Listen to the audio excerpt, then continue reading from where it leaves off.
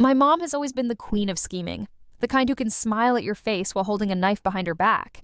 But at this family dinner, she didn't just make a move, she turned my life upside down by claiming I wasn't her child. The room froze, like something out of a slow-motion scene, but I knew one thing. This wasn't the truth. It was something far worse. Let me tell you how it all unraveled into absolute chaos. My name is Emma. I'm dear, and until recently, I thought my life was pretty standard. A marketing agency job, a boyfriend named Alex who can't remember to put the toilet seat down, and late-night detective shows to take the edge off a long day. But here's the plot twist. My mom, Sarah, Captain 7, decided to turn a family gathering into a Game of Thrones episode. No dragons, unfortunately, but also no warning. It all started when she invited half of our family tree over for lunch. Aunt Meg, 50, queen of sarcastic one-liners, my teenage cousin Harry, and who thinks he knows everything, distant relative Linda, who only shows up for free food, and Mr. Warren, an old family friend and lawyer.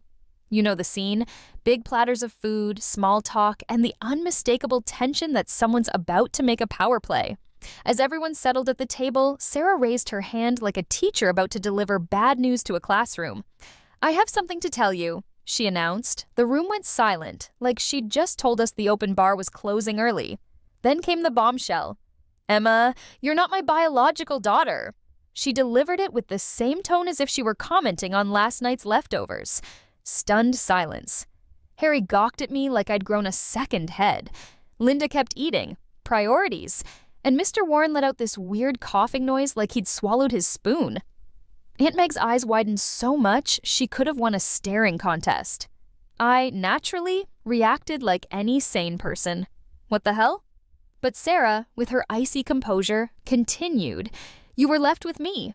I didn't want to tell you before, but now it's time." She looked at me with a mix of guilt and stubbornness that made my blood boil. My mind spiraled. Who am I? Where did I come from? Why now?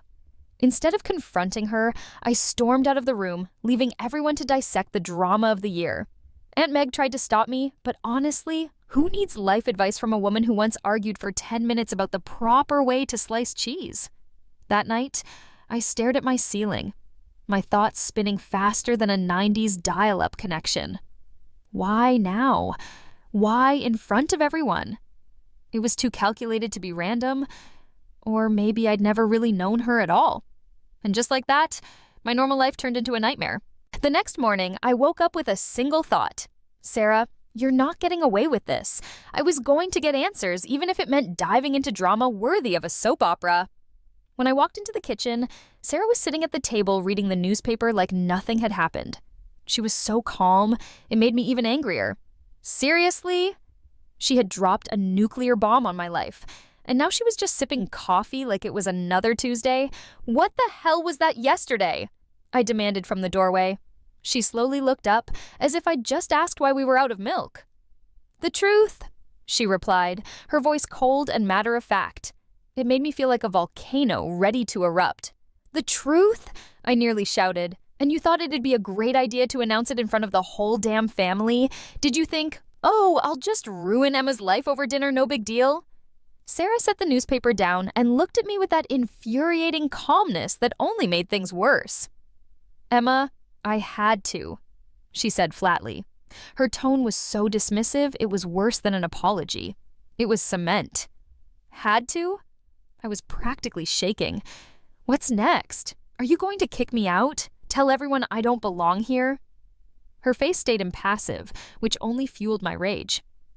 "Emma, you don't understand. It's more complicated than you think." She sighed, like I was a child asking why the sky was blue. I realized this conversation was going nowhere. She wasn't going to explain anything, just drag me further into a pit of uncertainty. I stormed out of the house, slamming the door so hard the windows probably rattled. Next stop, Aunt Meg. If anyone could spill the family tea, it was her. Meg loved to talk, especially when holding a glass of wine or a cigarette. Secrets were like chocolate to her, too tempting to resist. When I got to her place, she was already nervously puffing on a cigarette. At 9 a.m., "Oh, Emma," she said as I sat down, "are you sure you want to dig into this?" "Yes," I snapped. You saw what happened yesterday? Sarah tore my life apart in one sentence. I need to know why. Meg hesitated, but then exhaled and started talking. Look, I probably shouldn't say this, she began, clearly relishing the drama. But it's all about your grandfather's inheritance. You know how your mom is about money. She lowered her voice. If you're not her biological child, she gets a bigger share. My heart sank and then exploded like a firework. Are you serious? I asked, even though I already knew the answer. Of course, it was about money. Look, Meg added, nervously glancing out the window as if Sarah might appear with a chainsaw. I can't say for sure, but your mom's been hiding something for years. If I were you, I'd dig through her old papers. When I got home, I practically tore the house apart. Closets, drawers, even the dusty attic. Nothing was safe. After hours of searching, I found something that made me freeze. Photos. Sarah, a man I didn't recognize, and me as a baby wrapped in a blanket. On the back of the pictures were notes. Richard, Sarah, and our baby girl, 1999. Richard? Who the hell was Richard? Why had Sarah never mentioned him? Why was she keeping these photos like some dark little secret? I took a deep breath, fighting the urge to rip the pictures in half. This was too much. I didn't know what to do next. But I knew one thing. I needed answers, and I wasn't stopping until I had them. By this point, I was in full-on detective mode. You know, when every tiny detail feels like a clue and you feel like the lead in a noir film, minus the trench coat and hat. Within a few days, I booked an appointment with Mr. Warren, our family lawyer. He always struck me as the kind of guy who knew everything but preferred to watch people drown in their problems instead of helping. Great strategy, by the way. When I walked into his office, he visibly tensed. His expression screamed, "This girl has an agenda and I don't like it." Perfect. We were on the same page. I started gently so as not to spook him. So, Mr. Warren, what can you tell me about my grandfather's inheritance? He pursed his lips like he'd just bitten into something sour. Emma, it's a complicated situation, he said with the tone of someone about to be asked for a kidney. Complicated? Really? I raised an eyebrow and leaned forward. Let's cut to the chase. Did you know my mother is lying to cut me out of my share? Boom! Grenade launched. His face went pale, like someone who just realized the lobster they ordered is way out of their budget. Emma, let's not jump to conclusions, he stammered, his hand shaking slightly as he reached for a glass of water. Oh, I'd hit a nerve. After some relentless prodding and a few death stares, an art form I've perfected, he finally cracked. Yes, Sarah has been trying to claim you're not her biological daughter to secure more of the inheritance, but I can't disclose specifics, he admitted, looking like he wished the ground would swallow him up. Well, Warren, welcome to my list of suspects. It wasn't enough. I knew Sarah was hiding something bigger, so I took it a step further. A private investigator seemed like the logical next move. After a quick online search, I found Dan, a scruffy guy who looked like he belonged in a gritty detective flick, but seemed to know his stuff. I laid everything out for him. The photos, the name Richard, and my suspicion that Sarah was hiding something huge. All right, ma'am, he said with a smirk. This is gonna be fun. The word fun in this context was mildly alarming, but I didn't care. I needed answers. A week later, he called me, his voice buzzing with excitement. Emma, I found something interesting. Richard is your biological father, he revealed, like he'd just solved a puzzle. Your mom cut ties with him to marry your stepdad. And get this, he left you a small inheritance in your name, but your mom hid it. It felt like a punch to the gut. This wasn't just a lie, it was betrayal on every level. Sarah hadn't just lied to me, she'd stolen my connection to my real father and the money he'd left for me. I was furious. The pieces of the puzzle were falling into place, and the picture wasn't pretty. Sarah wanted money, and she was willing to destroy me to get it. This wasn't just family drama, it was war. I gathered all the evidence, the photos, the will, Dan's findings. I was done playing nice. The next family dinner would be my stage, and Sarah wouldn't see it coming.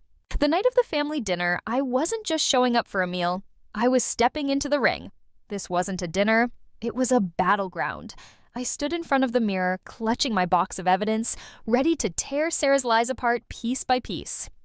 When I walked into the house, the air was thick with tension. Sarah looked like someone had just told her they ran out of her favorite coffee. Her eyes darted to the box in my hands, and I could see the unease creeping onto her face. "Hi, Emma," she said, her voice tight as a bowstring. "Hi, Sarah," I replied with the sweetest smile I could muster. "Buckle up, Mom. Tonight's going to be rough." Everyone sat down, chatting about the weather, recipes, and whether table tennis was a real sport. I waited patiently, letting her stew in her own nerves. Then I struck. "Sarah, can we talk about Grandpa's will?" I said casually, like I was asking about the salt. She nearly dropped her fork, and the room went silent as if I'd asked them to explain quantum physics. "What are you talking about, Emma?" She tried to deflect, but my tone made it clear I wasn't playing. "Oh, let's not pretend you don't know. I think everyone deserves to hear what you've been up to," I said, slamming the box onto the table like a gavel. One by one, I laid out the evidence. Photos of Richard with the note on the back, the will with my name clearly highlighted, a DNA test proving I was her biological daughter, and finally, the proof of the inheritance she'd tried to hide. Each piece landed like a blow, and the room grew more silent with every revelation. "Sarah, care to explain why you've been lying to me my entire life?" I asked, my voice calm but cutting. The room froze. Even Harry stopped playing with his food, and Mr. Warren looked like he wished he were anywhere else. Sarah tried to fight back. "This is all fake! You've been manipulated!" she shouted, her hands trembling, but her confidence was gone. And then Aunt Meg chimed in. Oh, sweet Aunt Meg. "Enough, Sarah. You've gone too far," she said with an edge of exasperation. "We all know what you've been trying to do. You thought you could fool everyone, but it's over." Sarah snapped. She stood up, slamming her hands on the table, and started yelling, "I did it for myself! You were never grateful for what I gave you. You always loved Grandpa more than me." Her voice cracked, and for the first time, I saw something behind the anger: fear. Her outburst left everyone stunned. Even Linda, who usually stayed out of drama, looked at her like she'd lost her mind. When she finished her tirade, she stormed out of the room, leaving everyone in shock. The silence that followed was deafening. I calmly gathered my papers, stood up, and walked to the door. My mission was complete. As I left, I felt an odd sense of peace. I knew my relationship with Sarah was over, but I also knew I was free from her lies and manipulation. The truth has a way of coming out, even if you have to drag it into the light yourself.